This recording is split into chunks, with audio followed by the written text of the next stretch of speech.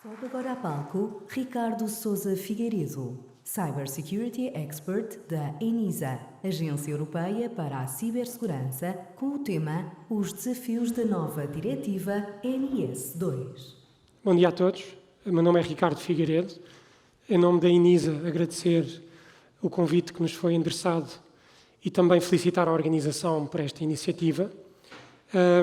Perante esta plateia de profissionais de segurança de informação e CISOs, sinto aqui uma responsabilidade muito grande em ser o portador das más notícias, uma vez que venho falar da diretiva NIS2 e tentar transmitir aqui uma mensagem de tranquilidade, um bocadinho como na pandemia, quando começou o Covid, em que não sabíamos muito bem o que é que isto ia dar, mas dizíamos sempre que vamos ficar todos bem.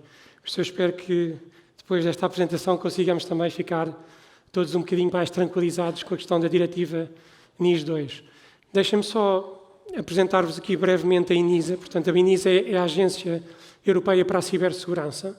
Nós estamos sediados em Atenas e para o ano 2024 a ENISA vai fazer 20 anos. Sinais dos tempos ou não, só em 2019 é que a ENISA ganha um mandato permanente em termos da sua atuação e ela hoje basicamente desenvolve a sua atividade em torno destas 4 unidades operacionais que são depois suportadas por 4 equipas transversalmente.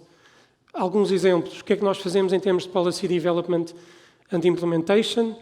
Nós não escrevemos a legislação, isso acaba à Comissão Europeia, mas damos sim suporte técnico na produção dessa legislação e depois damos suporte aos Estados-membros na implementação das diretivas e da legislação relativamente à cibersegurança. Em termos de capacity building, basicamente a ENISA organiza e ou suporta exercícios, provavelmente já ouviram falar do Cyber Europe. Em termos de cooperação operacional, temos aqui uma parte da ENISA que está dedicada essencialmente às questões de partilha de informação, intelligence. Portanto, por aqui passa toda a ligação à rede dos C-Search e também a participação formal no mecanismo Cyclone, que é um mecanismo para a gestão de crise de cibersegurança de grande escala a nível europeu. Depois temos uma outra unidade dedicada ao mercado e às questões da certificação e da standardização. O contexto onde começamos a pensar na NIS2, que contexto é este? É um contexto que eu creio que seja este contexto dos últimos 5, 6 anos, onde todos nós sentimos que tudo mudou e tudo mudou muito rapidamente.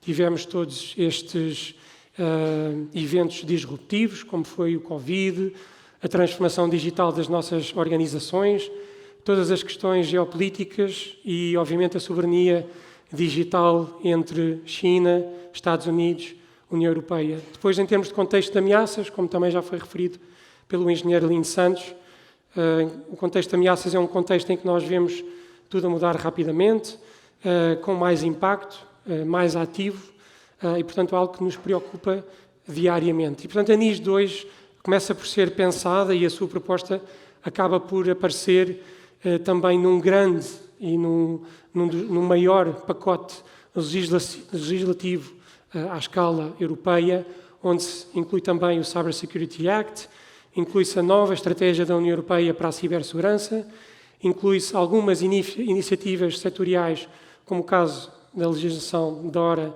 para o setor financeiro, e depois toda a reformulação dos mecanismos e dos instrumentos de financiamento à economia em termos de cibersegurança, especialmente com a criação do European Cybersecurity Competence Center, que vai passar a gerir todo o financiamento em matéria de cibersegurança à economia, e estamos a falar cerca de 4,5 bis nos próximos 5 a 8 anos. O ponto de partida para olharmos para a NIS2 é, naturalmente, perceber o que é que correu bem e o que é que correu menos bem na diretiva NIS1, por assim dizer. E um dos grandes problemas teve a ver com o âmbito de aplicação da diretiva. Foi um pouco complicado de gerir e criou muitas divergências. Porque, por um lado, percebeu-se a certa altura que afinal, há setores críticos que não foram considerados inicialmente no âmbito da diretiva, e depois, como os Estados-membros, na sua transposição para a legislação nacional, tiveram a liberdade de identificar os operadores de serviços essenciais que efetivamente iriam estar abrangidos, obviamente que cada Estado-membro identificou os seus operadores, e isto criou, a nível do contexto europeu, divergências muito grandes, que eu já vou-vos mostrar um exemplo mais à frente. Essas divergências alargaram-se também aos aspectos das medidas de segurança técnicas e organizativas previstas na diretiva NIS e também à notificação de incidentes. Mais duas coisas que não estiveram muito bem e que são pontos de melhoria foi a questão da supervisão, que ela acabou por nunca ficar muito bem, nunca funcionar muito bem, e também porque um dos pilares da NIS estava relacionado com a partilha de informação e com a cooperação entre os Estados-membros, mas como era feito numa base voluntária, também nunca chegou a acontecer. Um exemplo do que eu vos queria dar em termos de divergências de identificação dos operadores. Cada ponto que vem neste gráfico, cada ponto é o número de operadores identificados por cada Estado-membro por 1 milhão de habitantes em cada um dos setores da NIS 2. Esta é uma escala logarítmica, portanto podem perceber o grau de divergência. Por exemplo, no setor da energia, temos Estados-membros a identificar 0,3 operadores por cada milhão de habitantes e temos Estados-membros a identificar 29 operadores por cada 1 milhão de habitantes. Portanto, se estivermos a falar de 10 milhões de habitantes, há Estados-membros que identificaram 3 operadores e outros 290. Portanto, isto são divergências muito significativas e portanto, dificultaram alguns do que foram os objetivos da NIS 1 em termos de harmonização destas medidas em relação aos Estados-membros.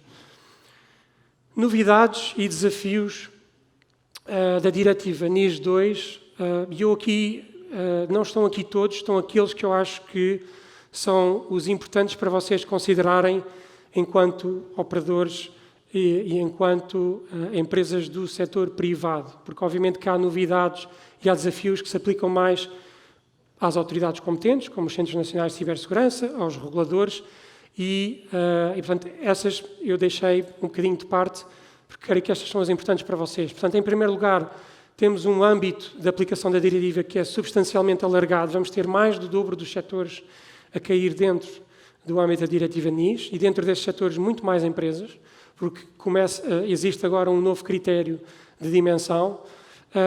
A designação antiga desaparece, portanto agora as entidades passam a ser classificadas entre entidades essenciais e entidades importantes, e depois, em terceiro lugar, há um reforço do foco na componente de gestão de risco. Portanto, é mesmo muito importante esta componente de gestão de risco na NIS 2. Aquilo que vocês têm que, eventualmente, reter daqui são que, primeiro, se forem uma média ou grande, uma empresa de média ou grande dimensão, com 99,9% certeza, vão estar abrangidos pela diretiva NIS e vão ter um regime de supervisão específico se forem classificados como entidade essencial ou como entidade importante.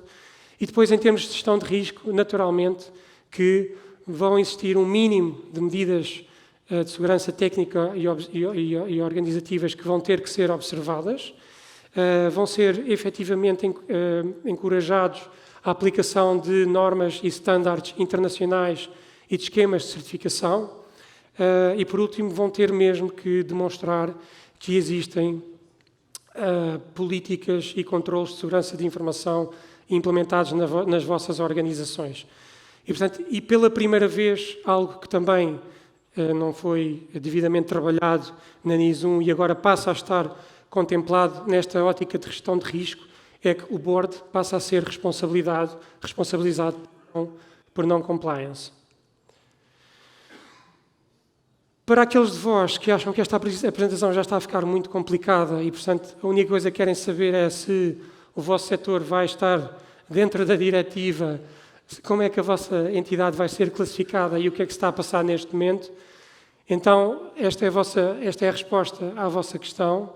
Aqueles são os 8 setores novos da NIS 2 que acrescentam aos 7 setores que já existiam na NIS 1. Portanto, estamos a falar agora de 15 setores. As entidades vão ser classificadas entre importantes e essenciais de acordo com estes critérios. São os critérios da União Europeia para classificar organizações de acordo com a dimensão, mas basicamente se tiverem mais de 50 colaboradores e mais de 10 milhões de euros de volume de negócios, estão abrangidos pela NIS 2. E, portanto, o que está a passar neste momento, como o engenheiro Lin Santos também já referiu, os Estados-membros estão a fazer a transposição da NIS 2, que tem que estar concluída até dia 17 de outubro de 2024 e depois, em abril de 2025, tem que estar finalizada a lista de entidades que está abrangida no âmbito da NIS 2. Este slide, uma vez que vocês estão aqui essencialmente pessoas do setor privado, eu queria-vos dar a conhecer algo que muitas vezes é uma realidade que não é conhecida e que é o NIS Cooperation Group. O NIS Cooperation Group foi previsto desde logo na NIS 1 e é um mecanismo formal de colaboração entre os Estados-membros, a Comissão Europeia e a ENISA para matérias da NIS que se consideram particularmente importantes para trabalhar. E, portanto, o que o NIS Cooperation Group faz é criar grupos de trabalho para endereçar temas como estes que vocês veem aqui. E, portanto, neste momento temos 13 work streams ativas a trabalhar, em que os Estados-membros lideram, portanto, são os chairs destas work streams. O work stream 12 da saúde, por exemplo, é liderado por Portugal. E nós dividimos um bocadinho o trabalho destas work streams em termos de trabalho horizontal ou transversal e um trabalho mais setorial, como é o caso do work stream para a área da energia e do work stream para a área da saúde. Ora bem, eu queria então terminar com uma mensagem positiva também, uma mensagem de tranquilidade. E o desafio que eu vos lanço é olhar um bocadinho para este texto. Este texto é real, não foi criado por mim. E aquilo que eu vos perguntava era se acham que este texto faz sentido, ou se há aqui alguma coisa estranha, ou se pode ser um texto que nós poderíamos ler ou ouvir alguém falar sobre, como por exemplo, um de vós, nas vossas organizações, falar sobre a NIS 2. Acham que há aqui alguma coisa estranha? Isto faz sentido quando estamos a falar da NIS 2 neste contexto de desafios, ou não? Vemos aqui a questão de ter uma framework de avaliação de risco, a questão do custo dos sistemas tecnológicos, a questão de falta de competências em termos de recursos humanos. Isto faz sentido ou não? Para a NIS 2? Eu acho que faz. Eu acho que o que está aqui faz. E a lição que eu queria tirar é efetivamente esta.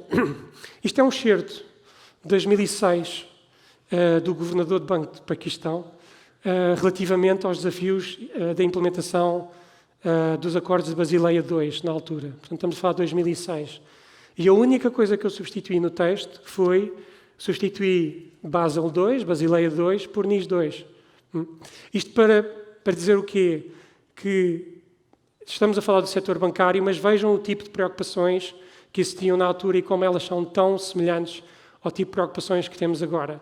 Obviamente que Basileia II não foi perfeita, a NIS 2 não vai ser perfeita, vamos ter uma NIS 3, uma NIS 4, como também existiu um Basileia 3, mas dizer que, bem ou mal, os bancos ainda estão cá todos, sobreviveram, os que não sobreviveram mais tarde, a certo ponto, provavelmente não iriam sobreviver, e, portanto, deixar uma mensagem positiva de, obviamente, vamos precisar de recursos, obviamente vamos precisar de muito trabalho, exceto o engenheiro Lin Santos, que já duplicou os recursos humanos, ele já resolveu o seu problema, mas nós próprios, ENISA, também temos um problema muito grande de recursos para dar assistência à Comissão Europeia e aos Estados-membros, e é um problema que não temos a certeza também como resolver, mas deixar uma mensagem positiva e ver a NIS 2 como uma oportunidade de efetivamente melhorarmos a cibersegurança nas nossas organizações e assim contribuir para aumentar a resiliência dos setores críticos onde nós operamos individualmente e coletivamente. E por isso esta era a mensagem que eu queria passar. Obrigado por estarem aqui comigo e até breve.